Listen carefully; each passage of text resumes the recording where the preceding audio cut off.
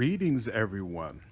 I hope all of you, and I mean each and every one of you, are having a fantastic day. This should more than likely be the end of our Lich play session. I really want to thank everybody who has taken the time to see all the previous parts, who subscribed, who liked, who commented, provided feedback, told me I was awesome, told me I sucked. I appreciate all of you. I will, of course, be doing a new playthrough when the patch comes out, but I'm not going to be able to play it until late in the evening when I'm off of work. So this will have to tide you over until then. Let's go ahead and get started. So I already threw on all of my buffs. Yeah, I should be in a good spot. Who's in there? Why am I? Ooh. What's up with the dead creatures around them? You are blinded by a sudden flash. It feels like giants are hammering on your temples, and a monstrous pain lashes your chest. Your wound has reopened at the worst possible moment and is gushing blood. You sense the malevolent proximity of the abyss. You can almost touch the threat emanating from it. Slowly, almost reluctantly, the wound closes, but the pain and your heightened awareness remain. The hall bears the traces of the huge Balor's anger. Some demons are lying on the floor, literally ground into a bloody mess, while the rest are cowering against the walls. Manago, shivering, covers the wound you dealt her with one hand while trying with the other to wipe away the blood oozing from the symbol carved into her forehead. Let me into the rift, Darazan. We're all going to die here, trying to fight back. It's madness. No one goes into the rift. You will fight, all of you, or else. Balor unleashes a deafening roar, the eyes on his huge head filling with true madness. If any want to leave, let them go, demon, and fight me if you're so eager. I told you, Darazan. Now you're going to die and they'll hang your horned skull on the walls of Dresden. The demon's red eyes are fixed on you. You and your little troop made a fool of me at the Battle of Dresden. Finally, I can make you pay. Finally.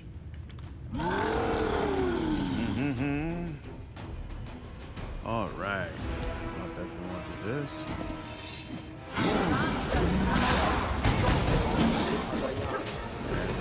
Okay, there we go.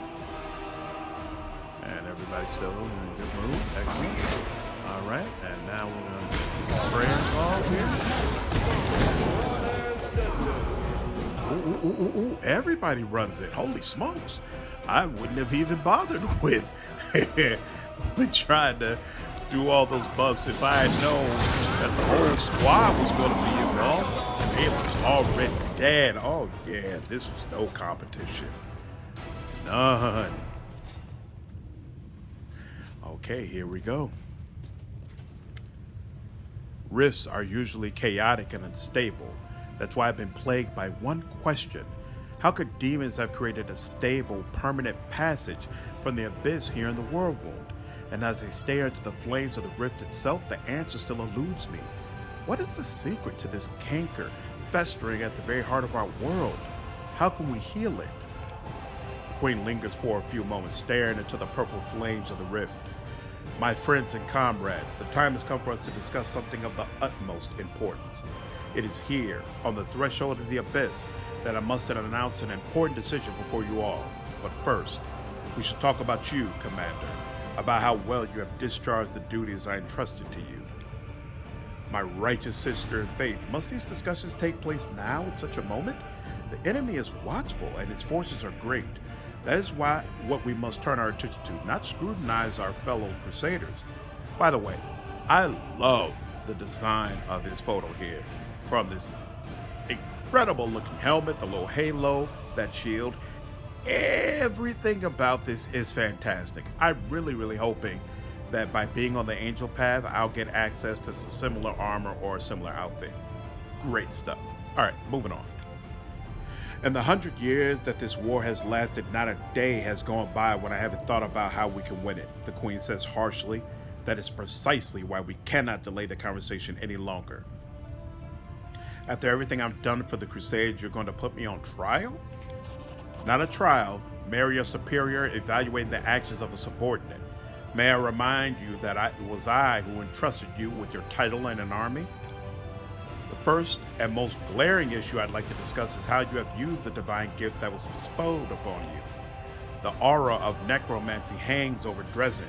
My clerics and paladins tell me they have never seen anything like it, even in Geb, and its source is quite obvious. A commander's absolute priority is leading the Crusader armies, and I cannot help but notice that you have handled this part of your responsibilities well. Among the decisions I find most questionable is your use of the Scavers in the battle for Dresden, a foolish, dangerous, and reprehensible idea given that the soldiers who carried the bait for the swarm weren't warned about the nature of their mission and perished to a man. I cannot but notice your strange choice of companions, the Queen's eyes fixed on our show. The good gods teach us to seek the light even in the darkest soul and to believe in redemption. But it is one thing to believe in the good intentions of a murderous succubus and, for example, send her to a temple of Desna to be cared for by experienced priests. But it is another matter entirely to take the demon with you to the front lines, where one well-timed stab in the back could put a tragic end to our entire Crusader cause. It is unthinkably reckless.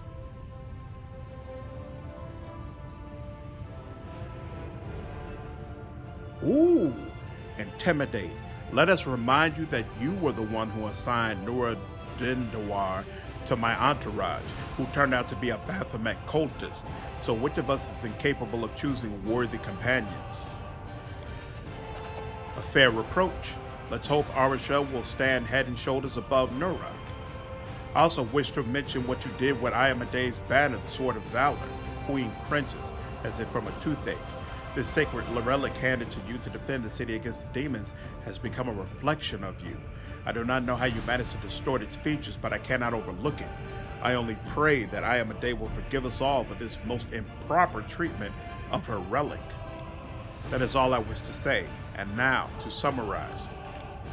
You can think my assessment is empty fault-finding, but I am responsible for the entire crusade, for Mendev, and for the future of those who have encountered or will encounter the evil of the Whirlwind. I do not have the luxury of making a single mistake. You hear the ring of steel in the Queen's voice. That is why I am forced to remove you from the command of the Fifth Crusade.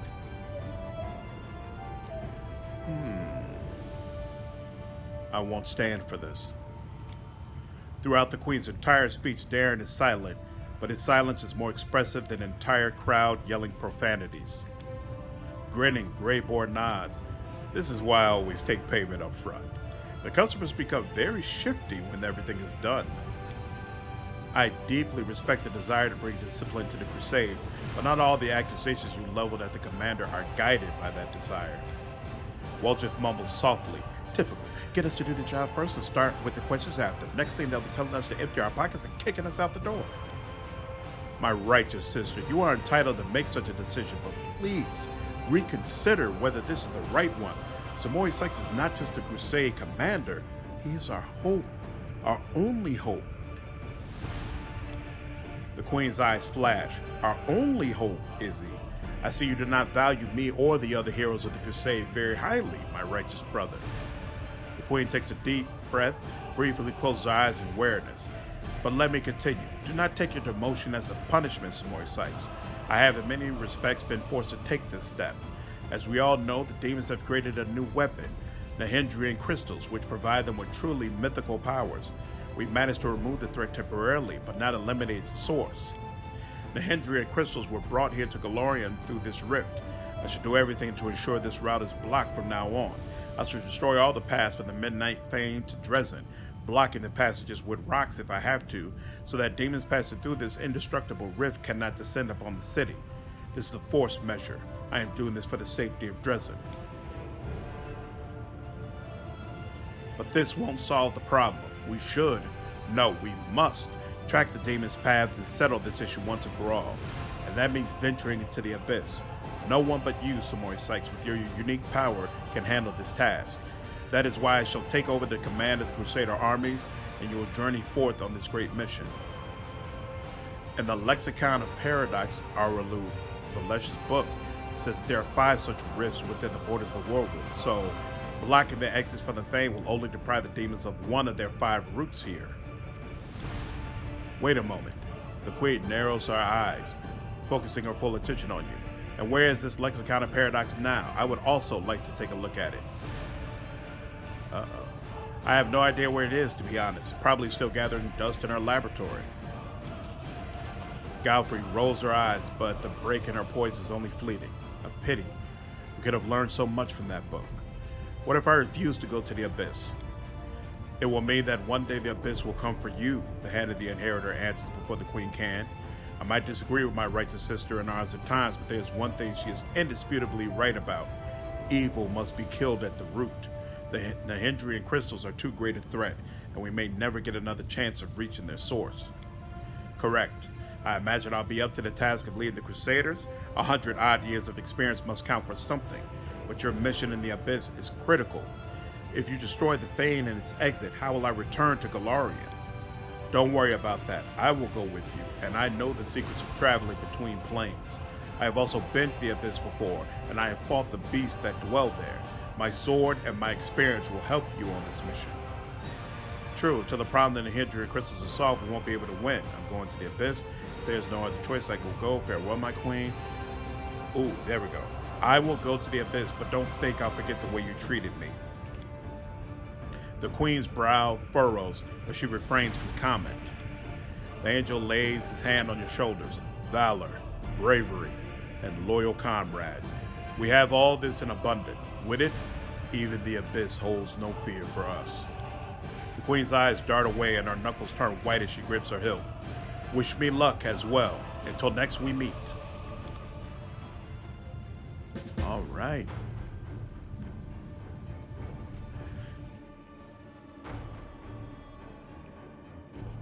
And that, my friends, is that. So, I cannot, unfortunately, show you the Abyss. That is the beginning of Act 4, and the section that is partially undone. The first half of it's fine, but the second half is not completely done. Spell specialization. What do I keep on using? Probably lightning, right? Lightning. Oh, I got a lot of spells, but it doesn't allow me to specialize in any of my Lich spells. I wonder why. All right, yeah, so lightning, and it keeps coming up with holy symbol of I am a day. Okay, so we are now at level 5, and I am officially leader of a small cult of undead created by his own hands. Samori Sykes became famous as the indomitable commander of the 5th Medivian Crusade against the Worldwound. Determined to destroy the forces of the Abyss at any cost, he ventured on the path of the Lord of Death. For millennia, powerful necromancers have dreamed of a power that could rival the divine. They have created their cults in their own names and attracted many followers. Thanks to his legendary powers, Samori Sykes has managed to achieve much greater success than the others. He has acquired a talent to bestow divine spells upon his followers. From that moment, the undead created by him needed no other deities to cast spells. Crazy! The Lich and all his companions in a 30-foot radius cast spells as if their caster level was 2 levels higher. Insane in the membrane. And I don't know if I'm level 7 yet, but I'm still going to say greater abundant casting. Why does it give me mythical beast? I don't have a companion.